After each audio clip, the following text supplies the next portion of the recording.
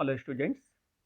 Before it we studied that there were four types of marriages: endogamy, exogamy, polygyny and polyandry.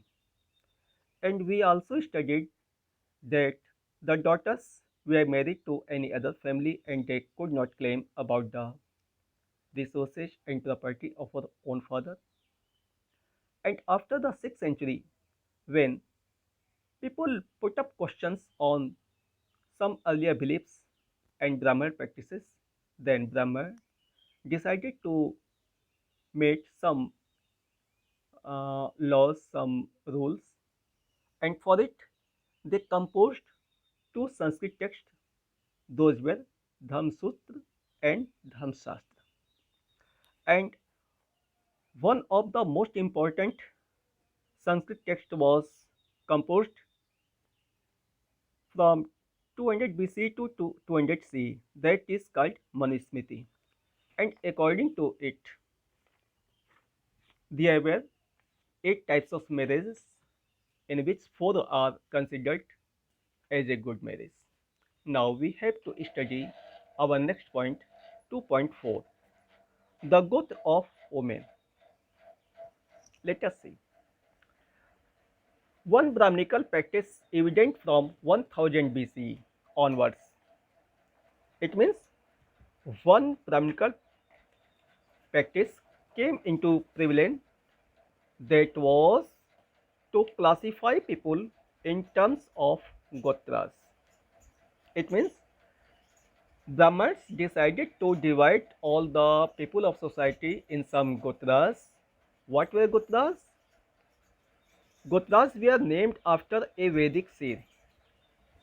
Yani, after the name, which is our surname, that was decided according to gotras. And what are gotras? Those are according to any वैदिक सीर, किसी न किसी वैदिक ऋषि के नाम पर वो गोत्रों का नाम रखा गया. And all those people who belong to the same gotras were considered as a descendants. यानी वो सारे लोग जो एक गोत्र के हों उन्हें एक ही गोत्र का वंशज माना गया. ठीक है ना बेटा. And after that Brahmans made to rules according to the gotras. यानी कि गोत्रों के लिए उन्होंने दो नियम बनाए थे. What were those? Let us see. One was that the girl, when it was married, she had to give up her own father's gotra and she had to accept, to adopt her husband's gotra. It means when a girl is married, she had to uh, the title of surname of her husband, not of her own father, as she adopted before the marriage. मतलब किसी भी लड़की की जब शादी हो जाती है तो उसका सरनेम जो है पति के सरनेम वाला जुड़ जाता है, न कि अपने पिता वाला. उसे छोड़ना पड़ता है, जैसा आज भी हो रहा है. ठीक ना. So the first rule was that the girl had to give up her father's gotra after the marriage and she had to adopt her husband's gotra. And what was the second rule? The second rule was that the people, the families of same gotras could not marry with each other. मतलब एक ही गोत्र के लोग जो है एक आपस में शादी नहीं कर सकते थे. Why? Because they are considered just as brother and sister. यानी लड़के लड़की अननोन है, एक ही गोत्र लेकिन दूर के हैं, एक ही गोत्र के हैं, तो वो भाई बहन माने जाएंगे. उन्हें जो है शादी करने की परमिशन ब्राह्मणों की तरफ से नहीं थी. Now it was a question that were these rules followed by everyone. Let us see. For it our historians studied some names of the men and women belonging to rulers. इसके लिए हमारे इतिहासकारों ने कुछ राजा रानियों के नामों का जो है अध्ययन किया. For example they studied about the Satavahanas rulers. Satavahanas rulers were very powerful rulers who ruled from western India to Deccan and from 2nd century BC to 2nd century CE. यानी 4 शताब्दियों तक इन्होंने जो शासन किया पश्चिमी भारत में और दक्षिण भारत में, डेक्कन में, प्रायद्वीप में इन्होंने शासन किया था, ठीक ना। तो our historians studied about the names of their those Satavahan rulers, and they find out that some Satavahana's rulers were polygynous. They find out that some of rulers of Satavahanas were polygynous. Polygynous means that person who had more than one wife. यानी ऐसा व्यक्ति जिसकी एक से अधिक पत्नी हो उसे क्या कहते हैं? पॉलीगाइनिस, ठीक ना। तो बेटा they find out that their wife's name were as A Gautama and Vashishtha, and while this name were not the title of Satavahanas, ये सातवाहना की जो है मतलब वो गोत्र नहीं था, दिस वॉज द गोत्र ऑफ दोज क्वींस फादर्स गोत्र। यानी सातवाहन राजा की जो पत्नियां थी, जो जिसमें गौतमी और वशिष्ठी, यानी ये जो गोत्र था उनके पिता का गोत्र था, जो गौतम ऋषि और वशिष्ठ ऋषि के नाम से जाना जाता है। It means those queens did not adopt the gotras of her husband Satavahanas. Instead of it, they maintained the gotra of her own father. यानी उन्होंने अपने पति के गोत्र को स्वीकार नहीं किया, बल्कि अपने नाम के साथ जो पिता के गोत्र को लगाए रखा। It means they broke the rules made by Brahmins. What was that? That after the marriage, the lady had to give up her father's gotra and she had to adopt her husband's gotra. इस नियम को उन्होंने तोड़ दिया। And the second was, it was also find out that some Satavahana rulers were of endogamy, यानी they married in the same relation, in the same kinfolk,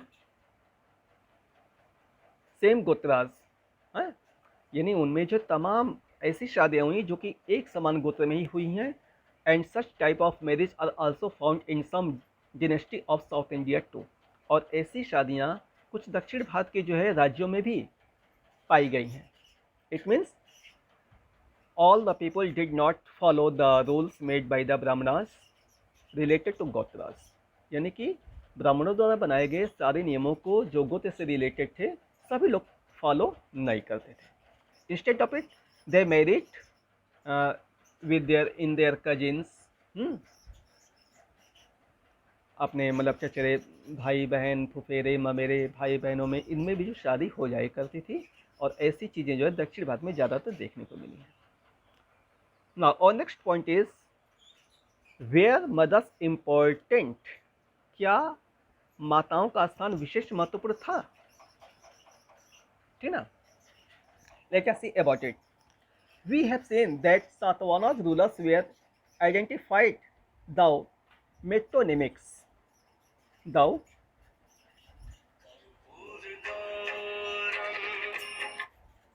metonymics, through metonymics, sorry.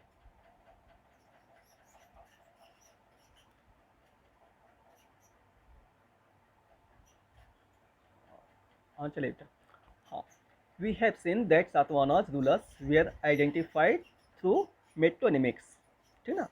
It means their names were derived from mother, यानी सातवाहन राजाओं के तमाम नाम ऐसे हैं जो कि उनकी माता के नाम से जुड़े हुए पाए गए हैं। It means they give importance to their mothers.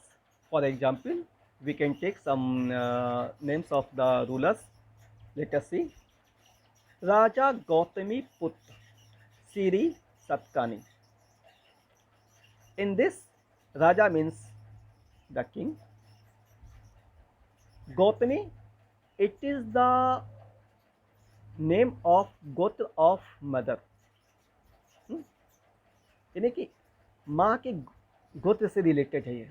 Gautami का पुत्र मीन्स पुत्र, और Siri it was the name of that ruler. Satkani, it is the name of goth of their fathers. यानी यहाँ पे जो है माँ का गोत्र भी है, फादर्स का गोत्र भी है, ठीक ना। तो यहाँ पे हुआ राजा Gautami Putra Shri Satkani. It means mothers were considered more important at that time. But do you know that the succession of throne was generally affected by the patrilineal succession? माताओं का स्थान तो महत्वपूर्ण था, लेकिन जो थ्रोन का जो सक्सेशन था, जो राजगद्दी मिलती थी, वो that was affected at a potential succession. समझ बेटा, ये जो है पितृवंश के आधार पे मिलती थी, न कि माँ के स्थान पे। सुना, माताओं का स्थान जो महत्वपूर्ण था, माताओं के साथ नाम जुड़ता था। जैसे such as you can take the for example of Mahabharat, Pandavas were also called Kunti Putra and Kauravas were also called Gandhari Putra, ठीक ना। It was evident that mothers were considered important, but the throne succession was affected by the patrilineal succession। लेकिन जो सिंहासन वाली बात है वो पैतृक विरासत के आधार पे मिलती थी। आज के लिए बस इतना ही बेटा, दैट्स ऑल, थैंक यू।